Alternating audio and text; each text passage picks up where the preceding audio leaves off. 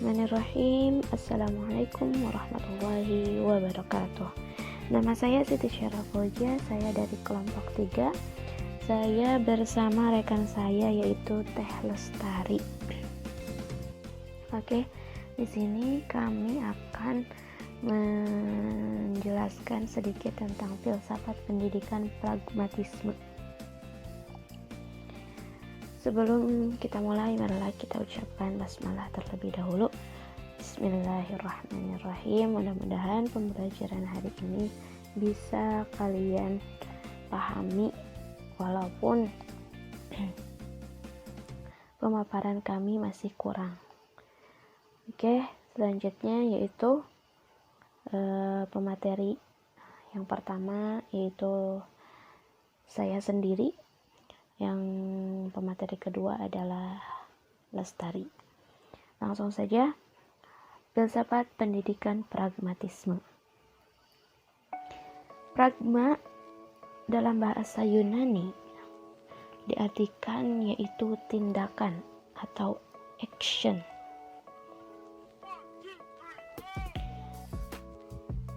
Isme adalah cara berpikir atau aliran berpikir. Jadi, filsafat pragmatisme itu beranggapan bahwa pikiran itu mengikuti tindakan.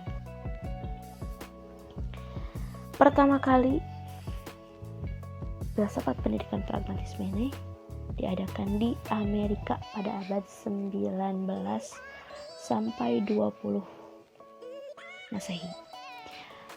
Pragmatisme adalah suatu aliran yang mengajarkan bahwa yang benar adalah yang membuktikan dirinya sebagai benar dengan perantara akibat-akibatnya yang bermanfaat secara praktik.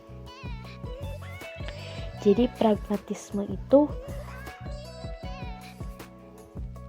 adalah aliran yang mengajarkan kebenaran itu diukur dari sesuai kemanfaatannya begitu.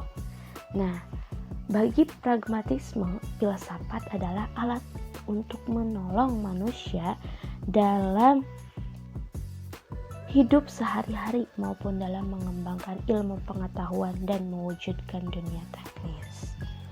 Oke, yang selanjutnya yaitu B. Tokoh-tokoh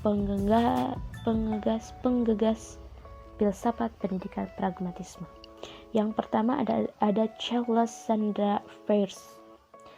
Beliau memberikan gagasan bahwa suatu hipotesis itu bisa dinyatakan kebenarannya sesuai dengan kemauannya, sesuai dengan kemauan kita dan tujuan kita.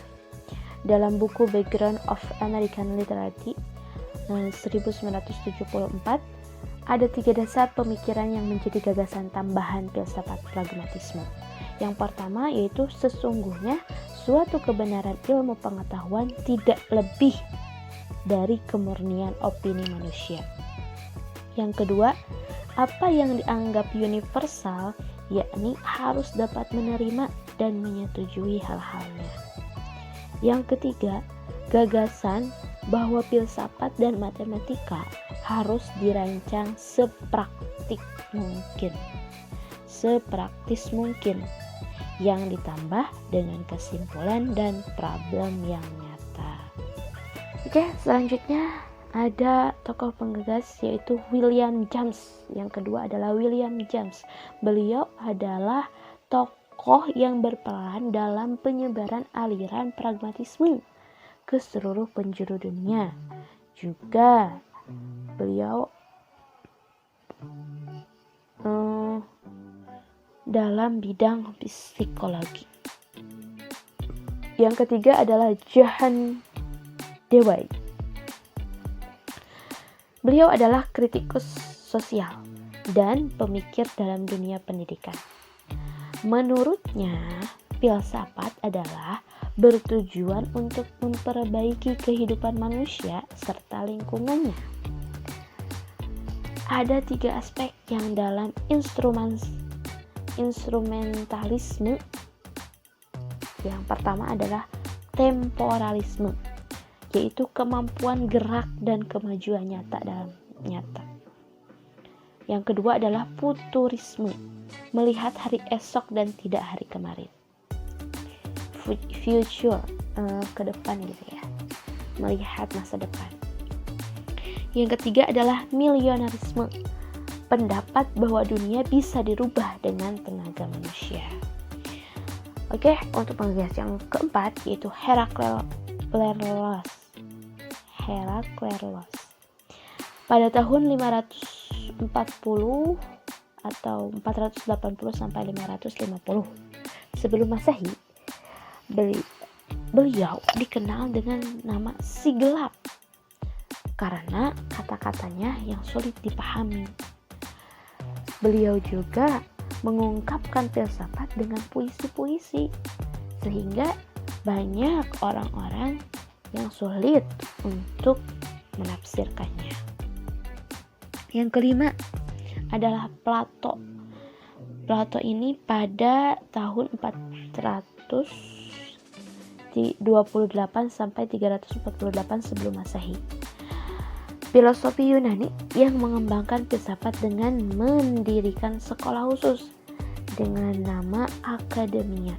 Jadi Plato ini adalah filosofi Yunani dan beliau mendirikan sekolah khusus tentang filosof yang disebut dengan Akademia. Konsep ide menurut beliau merupakan pandangan terdapat suatu dunia di balik alam kenyataan. Nah, ide adalah merupakan suatu hal yang objektif. Selanjutnya yaitu tujuan filsafat pendidikan pragmatisme. Yang pertama adalah membantu meneliti atau menelaah segala sesuatu supaya terbukti ada manfaat dan kebenarannya. Jadi adanya filsafat pendidikan pragmatisme ini yang pertama yaitu membantu agar kita lebih mudah meneliti dan membuktikan bahwa ada kebenaran serta kemanfaatan dari suatu yang kita teliti seperti itu. Yang kedua, membantu peserta didik menemukan kebenaran sesuai yang mendatangkan kegunaannya. Jadi dengan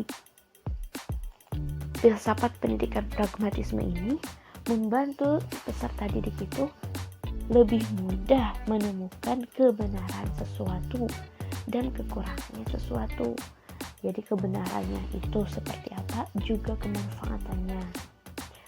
Nah, kesimpulannya, jadi filsafat pragmatisme adalah suatu aliran dalam filsafat pendidikan yang menyatakan bahwa segala sesuatu dianggap benar jika memiliki manfaat atau kegunaannya. Oke, mungkin itu saja yang dapat saya paparkan. Mohon maaf bila masih banyak kekurangan dan mungkin pasti masih banyak. Oke, untuk selanjutnya akan dijelaskan oleh Teh Lestari dengan poin D, E, F, G. Oke, kita lanjutkan. Silakan kepada Teh Lestari. Waktu dan tempat dipersilahkan. Wassalamualaikum warahmatullahi wabarakatuh. D. Kelebihan dan kekurangan filsafat pendidikan pragmatisme. Kelebihannya yang pertama, membawa kemajuan-kemajuan yang pesat bagi ilmu pengetahuan maupun teknologi. Yang kedua, pragmatisme telah berhasil membumikan filsafat dari corak sifat yang tender main yang cenderung berpikir metafisis, idealis, abstrak, dan intelektualis. Yang kedua, kekurangan. Yang pertama, filsafat pragmatisme adalah sesuatu yang nyata, praktis, dan langsung dapat dinikmati hasilnya oleh manusia. Maka pragmatisme menciptakan pola pikir masyarakat yang materialis. Yang kedua, pragmatisme sangat mendewakan kemampuan akal dalam mencapai kebutuhan kehidupan. Maka sikap-sikap semacam ini menjurus kepada ateisme. Selanjutnya, E. Hubungan filsafat pendidikan pragmatisme dengan pendidikan. Sejak dahulu hingga dewasa ini, dunia pendidikan selalu membuka diri terhadap kemungkinan diterapkannya suatu format pendidikan yang ideal untuk menjawab pertanyaan global. Banyak teori telah diadopsi untuk mencapai tujuan tersebut, termasuk teori pragmatis dari aliran filsafat pragmatisme mencoba mengisi ruang dan waktu untuk turut turut mencari solusi terbaik terhadap model pendidikan yang dianggap selangkah ketinggalan dengan perkembangan pola pikir manusia itu sendiri. Tekanan utama pragmatisme dalam pendidikan selalu dilandaskan bahwa subjek didik bukanlah objek, melainkan subjek yang memiliki pengalaman. Setiap subjek didik tidak lain adalah individu yang mengalami sehingga mereka berkembang, serta memiliki inisiatif dalam mengatasi problem-problem hidup yang mereka miliki.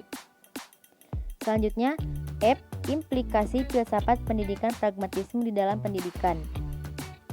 Pragmatisme dipandang sebagai filsafat Amerika asli, namun berpangkal pada filsafat empirisme Inggris yang berpendapat bahwa manusia dapat mengetahui apa yang manusia alami. Maksudnya bahwa makna dari segala sesuatu tergantung dari hubungannya dengan apa yang dilakukan. Implikasi pendidikan Power 1982 dalam Sadullah 2011 mengemukakan implikasi filsafat pendidikan pragmatisme sebagai berikut. Yang pertama, tujuan pendidikan: memberi pengalaman untuk penemuan hal baru dalam hidup sosial dan pribadi. Yang kedua, kedudukan siswa, suatu organisme yang memiliki kemampuan yang luar biasa dan kompleks untuk tumbuh.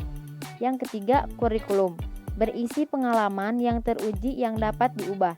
Minat dan kebutuhan siswa yang dibawa ke sekolah dapat menentukan kurikulum. Menghilangkan perbedaan antara pendidikan liberal dengan pendidikan praktis atau pendidikan jabatan. Yang keempat, metode.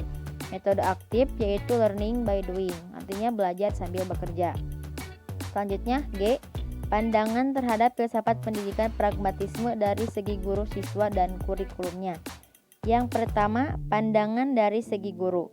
Guru menurut pragmatisme bukanlah guru dalam pengertian tradisional, yakni ia bukan seseorang yang tahu apa yang dibutuhkan siswa di masa depan dan oleh karenanya mempunyai fungsi memberi atau menanamkan seperangkat pengetahuan esensial kepada siswa. Untuk satu hal, kaum pragmatis mengaku tak seorang pun tahu apa yang siswa butuhkan sejak dia hidup di dunia yang berubah secara terus-menerus. Guru dalam sebuah sekolah yang pragmatik dapat dipandang sebagai anggota pelajar dalam pengalaman pendidikan karena masuk kelas setiap hari menghadapi dunia yang berubah. Yang kedua, pandangan dari segi siswa. Dari sudut pandang epistemologi kaum pragmatis, siswa adalah seseorang yang mempunyai pengalaman. George R. Knight 1982. Seorang individu berpengalaman yang mampu menggunakan kecerdasannya untuk memecahkan situasi-situasi problematik. Yang ketiga, pandangan dari segi kurikulum. Pragmatisme berkeyakinan mengenai perlunya menempatkan siswa, kebutuhan dan minatnya sebagai sesuatu yang sentral. Mata pelajaran, mereka klaim, seharusnya dipilih dengan mengacu pada kebutuhan siswa. Selain itu, kurikulum seharusnya tidak dibagi ke dalam bidang mata pelajaran yang bersifat membatasi dan tak wajar. Kurikulum mestinya lebih dibangun di seputar unit-unit yang wajar yang timbul dari pertanyaan-pertanyaan yang mendesak dan pengalaman-pengalaman siswa. Oke, mungkin itu saja penjelasan yang dapat kami sampaikan. Mohon maaf bila ada masih banyak kekurangan dari penjelasan kami. Akhir wakalam, wassalamualaikum warahmatullahi wabarakatuh.